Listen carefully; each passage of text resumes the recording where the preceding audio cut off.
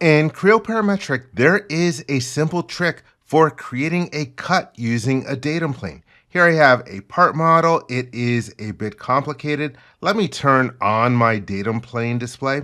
And for my purposes, I decide that I need to get rid of everything on one side of this datum plane. Well, you could select the datum plane and then create a sketch and then create an extrude, but there's an easier way.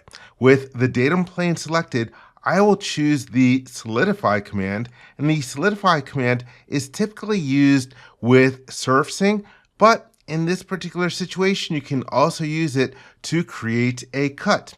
And it is previewing geometry on one side of the model. I'm going to flip the material side because I want to keep the main side instead. And I'm happy with this, so I will hit the check mark. And now I've gotten rid of everything on that side of the datum plane. Later on, let's say I need to do some structural analysis. I want to take advantage of symmetry because this part model has a plane of symmetry. Well, similarly, I can select the plane and then go to the Solidify command.